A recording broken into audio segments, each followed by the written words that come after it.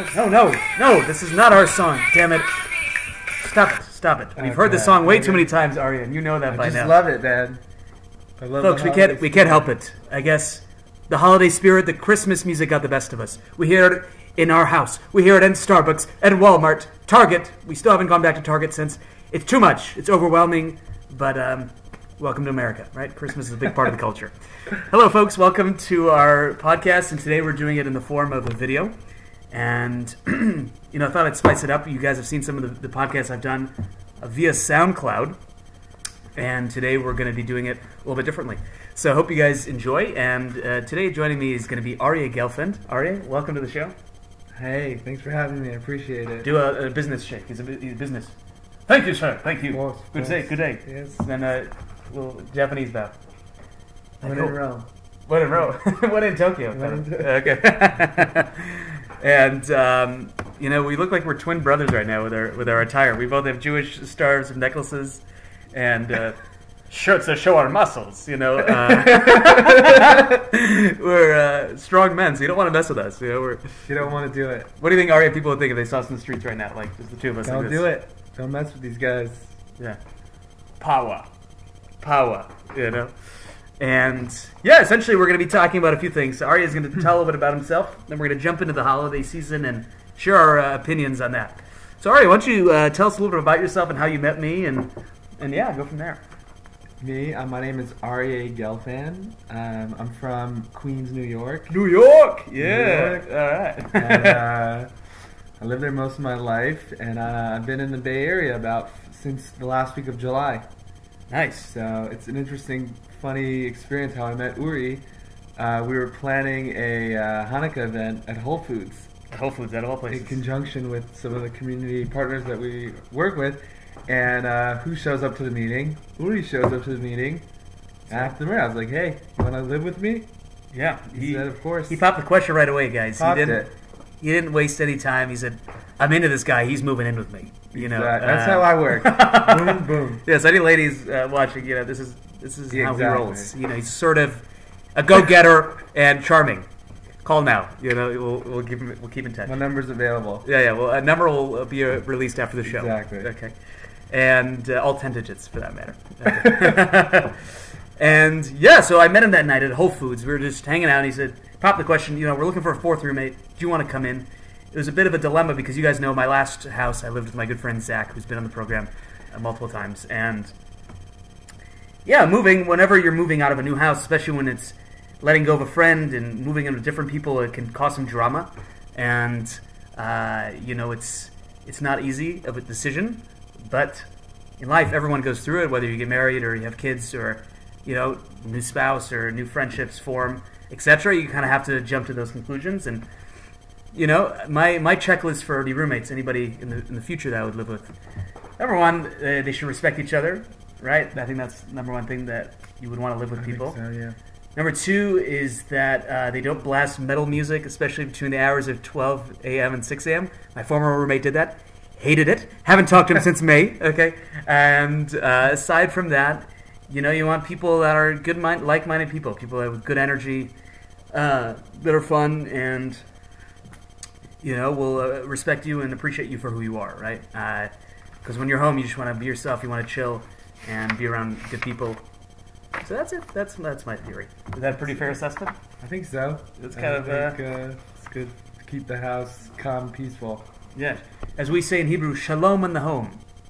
Do we know how to say that in any other language? No. Say gibberish. Say it in gibberish. Herham. You just made that up. Guys, he doesn't know gibberish. Okay. So and through since November, we met in November, which was only about a month, about 6 weeks ago or so, mid-November, and since then we hit the ground running. We both kind of have a connection with Israel, Jewish culture, love to go out, have a good time. We went out for the first weekend. We went to Oakland, and little did I know, I've been here for about a year and a half in this state, and it was one of the most memorable nights of my life. And of your life? And of my life that I know. Wow. Yeah. And Aryeh, I want you to run us through the night. What happened the night of the Russian party with the twist of the professional musicians? It was one of my favorite nights too. a friend of mine lives in Oakland. Her name is Katya, and she was having a birthday party, and Nice. she invited us over to her apartment in downtown Oakland. So of course, not one to miss the party, and neither is Uri. So I call up Uri and say, "Hey, I know we don't know each other well, but let's go, let's do this." So we drive out to Oakland. Uri drove like the hero he is. Yeah. Someone's got to bite that bullet, and we went to the party. Yeah, we get there and we were the only non-Russian speakers in the house, so we just had to get some vodka in us, and that'll loosen us up. And That's all it took. that's really the secret. That's how you learn Russian. Just drink vodka, go to a Russian party, and somehow The rest it'll happens jump by to you. itself. Yeah, it all just happens naturally from there. And it was 80s theme night. I felt like we went in a time machine back and listened to this authentic classic music, 80s hits, like one of them. Never gonna let you down. Never gonna give you up and hurt you. It was in-person Rickroll. The whole party was getting Rickrolled. Do you know about Rickroll? No, I don't know. Oh, there's this YouTube trend where it'll say like, Paris Hilton falls on her face. If you click on the video, you're like, oh, I want to see that. And then 30 seconds into the video, a guy starts singing that song. Like, gotcha. Yeah. Gotcha. And it's like it was a YouTube trend. Like Give us like a gotcha face, like a gotcha. yes. You got it. It's called Rickrolling. It's Rickroll. funny. I got it. We'll have to And look it up. It's that song. It's funny. Nice, Okay. nice. Yeah, so we get to this party. Everything's going dandy. There's a lot of Russia going on, a lot of madness. But at the end of the day, they come in peace. Russia and the U.S. have kind of made peace for a number of years now. We're on good terms, and Aryeh and I were trying to help that cause as well, Exactly. day by day. And and honestly, by a little side note, that's kind of how anybody in the U.S. unites. I think a party always brings together people, puts their differences aside, and we dance, have a good time. It's always a good way to kind of relieve tension between people, Absolutely. there's a lot of diversity in this country, and a lot of different people, especially in the Bay Area. We see people from all walks of life, all types of ethnicities, and it's always interesting to meet people at these parties, and you see how here in the Bay Area they kind of live in harmony to a certain extent, right? I would say And so. it's pretty unique in that way. Not every part of the country they kind of are that accepting of different people. So that's something. Whenever I go to Oakland or anywhere in the Bay Area, really, but specifically in Oakland and San Francisco, you see a lot of that diversity, kind of, really in a beautiful way of people listening to each other's opinions, people maybe arguing and sharing about their history, about their lineage, and we hear a lot about these things at parties, and that's a topic of its own. But isn't that something that makes you love the Bay Area, just to kind of learn about different cultures? It's one of my favorite things. You don't know who you're going to meet and where they're from. And Yeah, every day you meet someone. It's like the United Nations when you go to a party. Every day you're going to meet someone from a different Exactly. place. It's really cool. It's really special. It's a pretty unique place. So, anyway, jumping back to the evening. So we were hanging out, and Aryeh and I, we were actually a few of the last survivors of the night. Something we're proud of. Whenever you're the last guy at a party, it's a good night. Either that or you're held captive, which is not a good thing. But we weren't held captive. It was our free will. We were like, we're having a good time. We don't know Russian, but why not? Let's stick around. They're fun people. And so we're chilling. She goes, hey, we have a party. Party number 2. Who wants to come with us to a roof to listen to professional musicians play music? We're like, all right, Yes. that sounds appealing. Sure, we'll do it. 2 a.m, it's a Friday night. Why not? And I'm a fan of How I Met Your Mother, the TV show, and they say nothing good ever happens after 2 a.m. Nonsense. A lot of great things happen. You just got to be careful. There's some crazy people out there. So we get there. It's like 2 a.m. We get there, and we're rolling into this apartment, and we see people that look like they're characters from like a documentary about some Middle Eastern country. Like I felt like I walked into a scene of people you would meet in like the movie Aladdin or something. I don't know, like in a market. They were just like, hey, hey. They were drumming, they were singing. Oh, we have our friend here visiting. Hello, Roxanne. Hi. Say hello to our friends. Okay. And basically, people walked in and they were playing these exotic instruments, right? Mm-hmm. Drums, weird flutes. Somebody was playing Aryeh's like stomach. Like people were doing really weird things that night. And yeah, and it was a jam session with specifically Balkan music, right? It was Balkan music, and people don't know what that is. I want to say it's part of Europe, or where does it say? It's the part of Europe that borders on Turkey. So Greece, Macedonia, Albania, Right. former Yugoslavian countries. right? Yeah, exactly. So there was also a guy from the Middle East, a guy from Syria, a Druze man. Can you tell us about that real quick? There was a Druze man from Syria. So the Druze are a subgroup of people that live in some parts of Israel, some parts of Lebanon, some parts of Syria. Right. And they have their own religion. It's secret. No one really knows about it. But it stays within. They marry within. They do everything kind of within their own village. Yeah, right. Exactly. But he was the one that left Syria. Yeah. And he lives here now. He's a musician. He's a percussionist. And did he think highly of people from Israel, like his neighbors, even though despite living in Syria? The Druze people, one of the tenets of their culture is that whatever country they live in, whatever rulership they're under, they go by that rulership. So, for example, in Israel, they all are drafted into the Israeli army. Right. As part of the law of the land. That's part of their heritage. They go by the law of the land. Interesting. Yeah. Fascinating. Yeah, so we were jamming out that evening, and, it was the wee hours of the night. It was 2 to 3 in the morning, and, all was good. We were having a blast, and it turned into, ritual dancing. It felt like we were in some kind of Balkan village music that night. We were pretty shwasty that night, which is another Me especially. Yeah, I was the DD, I guess. He was the DD, but I was high on life, as they say. It was a good time. And we ended the evening. It was myself, Aryeh, and the birthday girl. We'll name anonymous. It's for the best. And then we go home. We drive home. She goes, "Can I just come with you guys?" And we're like, "Yeah, it's a 45-minute drive if you want, I guess. You live 10 minutes away." So she drives with us. Gets in the car, drives with us home. 45 minutes. And long story short, she ended up sleeping in a garage, and by garage, I mean Aryeh's bedroom at the time. And the rest we'll keep out of this podcast because it's R-rated. Hey, okay, moving along.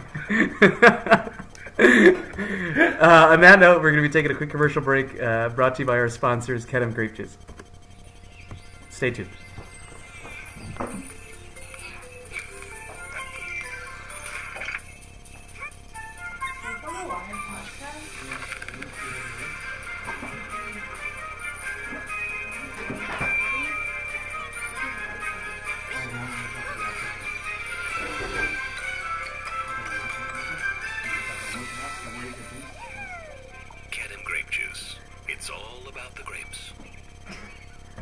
It's all about the grapes, folks. You heard that.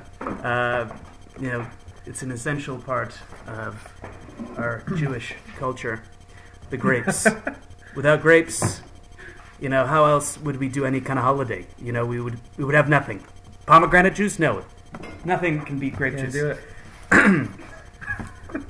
Anywho, so thanks for sticking it out, listening to us, and if you're already tuned out, then screw you, okay? I see how it is, and we can't be friends anymore, so yeah.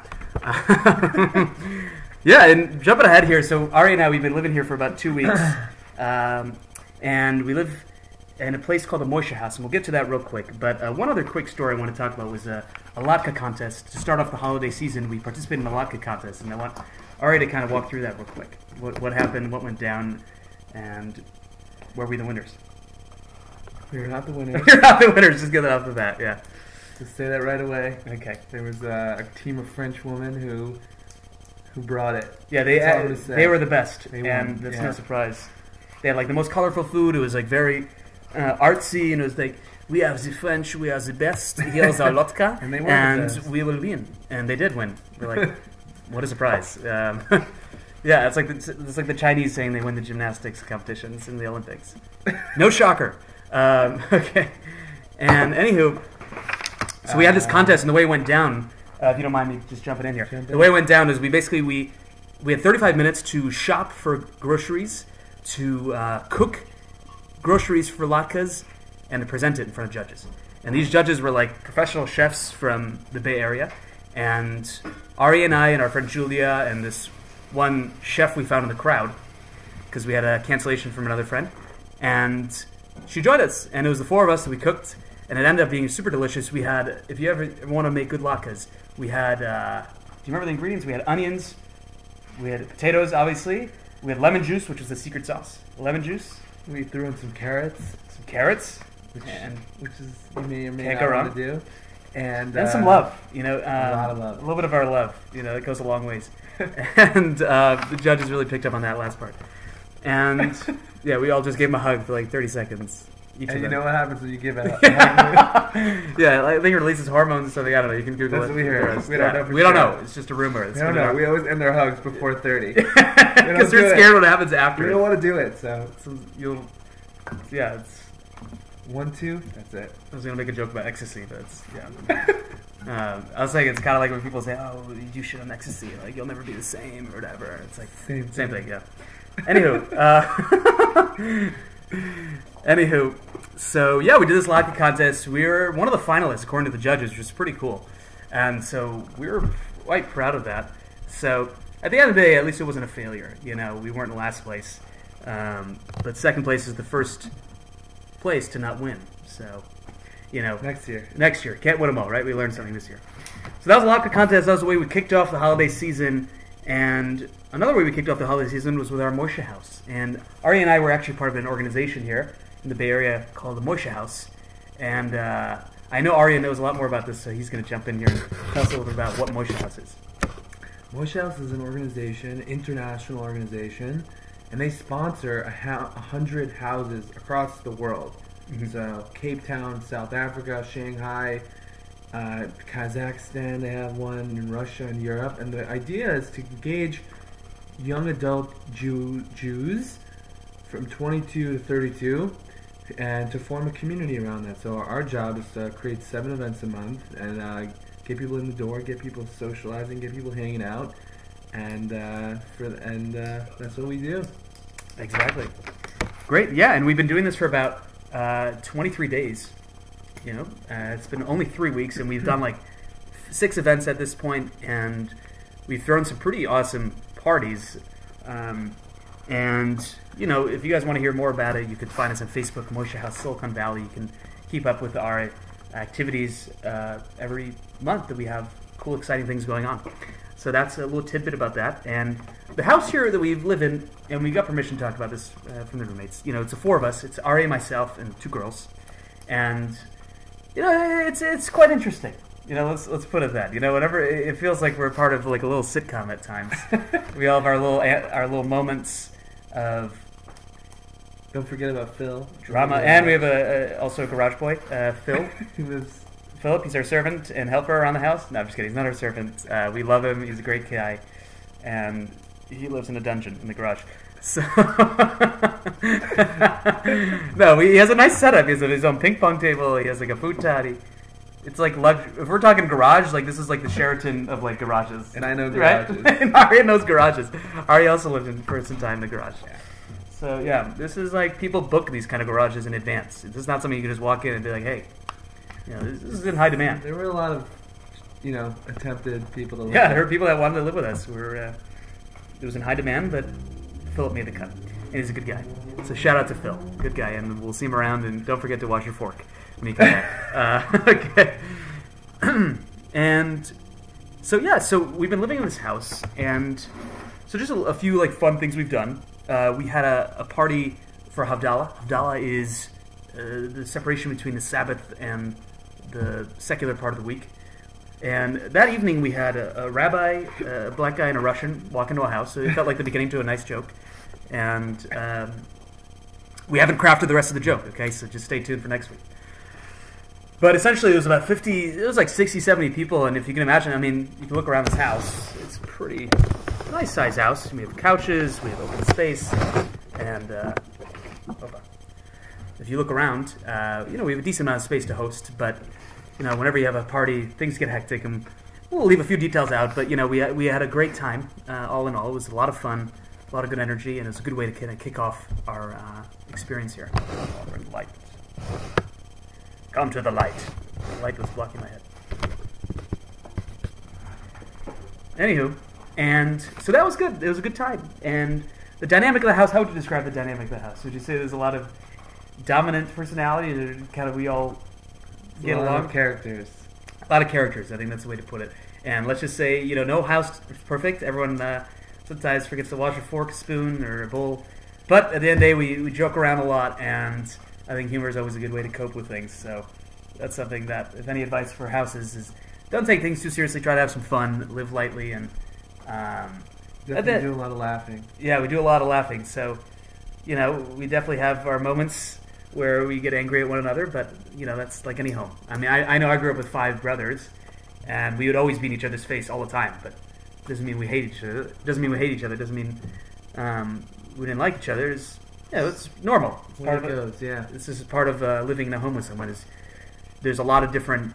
You see each other at any point of the day, right? You see each other in the mornings when you're groggy and you're not trying to talk to anyone, and when you're trying to hang out, have fun together, or dull times when there isn't much going on. It's kind of cool. It's a good way to get to know people very well. Whenever you live with people, it's not the easiest. There's not. Let's just put it like this. I have some close friends. I'm pretty fortunate. I have good friends in my life, but not everyone I can live with. And these people are pretty livable. They're fun. They're energetic, and we like to have goofy times. So if you ever want to visit us, hit us up. We have events. We have friends come over. Come have some tea. Have some fun. And was that a good commercial for our house? I was. Yeah, it was pretty convincing. So that's that. Now, we're going to jump into part 2 of this episode, which is the holiday season. As everyone knows, December, Christmas, Hanukkah, Kwanzaa, maybe the Taoists have a holiday too. I'm not sure. I don't know too many Taoists. Do you know any Taoists? Yeah. Any Hindus? Do they have holidays this time of year? I don't know. We'll have to knock next door. There's a lot of Indians. Hello, yes, welcome. How are you? Okay, and yeah. So the holiday season. Ari, let me ask you this: Do you get into the holiday spirit? Is that something that kind of appeals to you? Do you get really excited this time of year? There's something special about the holiday season, for sure. What's that? Just some energy in the air. People are more giving. They're more giving. They're nicer, right? Nicer. A lady at a coffee shop. She gave me a coffee, or somebody at a gas station store. She gave me a coffee because one of the coffee machines wasn't working. She goes, "Just take it. It's free." What's going on here? This doesn't happen in November, March, never. It just doesn't happen. People are nicer this time of year. It's weird, but we embrace it. Yeah, it's a good. Nice. And in general, people give gifts. You see a lot of donations done by a lot of Whole Foods, a lot of supermarkets. They go to soup kitchens. People are it's a time, I think, for reflection for people to kind of think about how they can give back to the community, which is always kind of inspiring to see that. Have you seen any kind of inspiring things? So when we were moving, we were at a storage unit, and one of our boxes just broke. And our box full of books, 100 on the books. Floor, everywhere. We didn't know what to do. And another person that was there, just randomly there, said, "Hey, I have another box. I have tape." They came, they brought a box, they taped it up, they helped us repack it. Total strangers. Never seen them again. Amazing. And Angels. They just did it out of the kindness of their hearts. So that's awesome. That's really nice. And I don't know. Whenever you give to people, it's always a good feeling. And you might not get anything monetary in return, but it's cliche. But yeah, it's rewarding at the end of the day. It's always something that kind of is looked highly upon in my eyes. So that was that. And then we have. It's always interesting as a Jew this time of year in America. You have Hanukkah and you have Christmas. And obviously, at times they overlap. This year, Hanukkah came between, I want to say December 12th and the 20th. Something like that. It's 8 days, 8 wild nights. And so this year we kind of got lucky. But there's always... But, December turns into National Christmas Month. Where basically everywhere you go, as we said in the beginning of the podcast here, it's Christmas. Everywhere you go, it's Christmas. There's holiday gifts. There's holiday parties about Christmas, etc. And, it always gets me thinking, definitely it reminds you that there's a lot more Christians than Jews in this country. The Jews might be the ones reporting the news, but they're talking about Christmas, you know what I mean? It's that's kind of how it goes.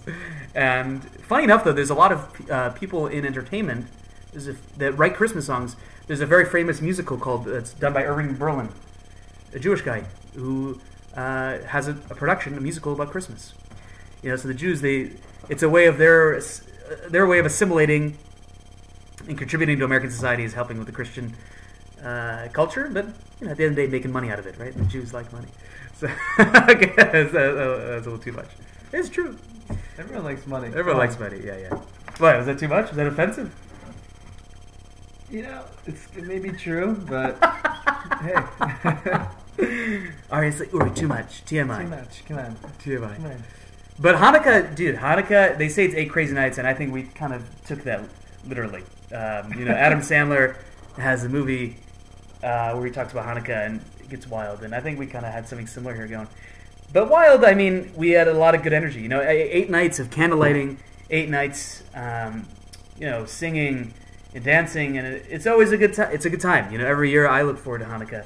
It's a way to kind of separate our lives, or remind us kind of of our heritage, of the our culture. At the end of the day, it brings people together. That's the best thing about it, is the holidays bring people together. So Hanukkah, Christmas, whatever you celebrate, it's kind of nice to see people put their job aside, to put their differences aside, and kind of get together for a common reason, common cause. But let me just end off with a few notes here. Do you ever get sick of Christmas? Like, as a Jew in America, is that something that annoys you? And you can be honest. It's okay. I mean, it's America. Where it's a free country, freedom of speech. If they don't like us, no, I'll deal with it. That's all right. I'll give my honest opinion. Let's hear yours first. It's kind of weird. Like, one of my, I'm in an improv class, and one of the people in the class was like, "Are you going anywhere for Christmas?" I was like, "No. Like, why would I go anywhere for Christmas?" Like, you would say that? I didn't say that, but he thought it was so weird that I wasn't going anywhere for Christmas. But why would I go anywhere for Christmas? I don't. Yeah, you just sort of say to someone, "I don't have anywhere for Christmas." Are you homeless? Like, no, where do you need somewhere? Christmas doesn't really mean anything. Yeah, but I'm saying most people assume you're going somewhere for Christmas. It's like a norm. Exactly. Like, what are your Christmas plans? You'll hear it at the bank, whatever. Exactly. The strip club, like wherever you go, like you hear that conversation. No, not the strip club. Anyways, yeah, it's like kind of the norm wherever you are. So I know what you mean. Don't you feel a little bit like kind of on the outsider? A little isolating. Isolating at times, but. I think on that same note, I can feel the same way, right? I see a lot of my coworkers celebrating Christmas, and I totally respect people of Christian faith. I think it's wonderful, the concept of giving gifts and bringing people together and all that, but obviously I don't celebrate Christmas, hence the chai, if you haven't noticed, Hebrew. It's not a cross. And yeah, people know I'm Jewy. It's not a secret, my last name is Shalom, so go figure. It's not a hard way to hide it.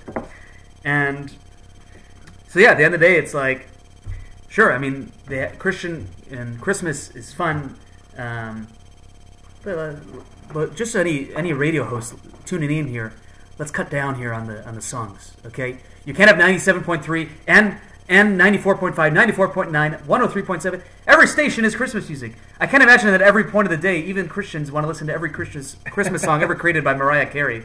Doesn't happen. The only thank God that we have Indians in this town, because the only radio station that doesn't have Christmas music is Bollywood FM. Bollywood, yes. Woohoo! Yeah.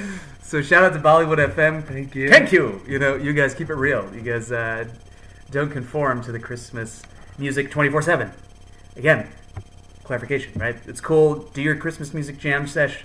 Like, keep it like an hour a day, maybe 2 hours tops. Like, people are gonna get sick of Mariah Carey eventually, even though she's beautiful. Whatever, like anything that's done way too much. Like Despacito, I needed a break after a few months after hearing that for way too much. Everyone did. It was kind of overdone. Everyone needed a break from that. Yeah, Justin Bieber's like, "Come on, I want it back now on the radio." They're like, "Shh, relax." No more, Justin. Justin, you had your time. Go back to the studio. Think of something else. We way overdid it. It's like serving way too many latkes at a Hanukkah party, right? Like, it was fun after like 10, but like 20, 50, you're gonna be like, I can't do it. I can't do it anymore. So yeah. And that's that. And finally, just end off on a high note here. You guys heard in the other previous podcasts that I've been working on a YouTube project, and my friend Aryeh got a chance to see it, and it came out this week. So if you guys want to check it out, it's on Sammy Obeid's YouTube channel. Obeid, Sammy, Sammy. And it was about the hummus fight, the skit that I helped write and worked on with Sammy for about over a year and a half. And when I moved to California about a year and a half ago, I talked about how it was an idea that I wanted to kind of craft together, and to my good fortune, it all worked out, and it was really exciting. So I won't spoil it for any of you all, but tune in. If you like hummus, if you like good times, tune into the video. I think you'll enjoy it.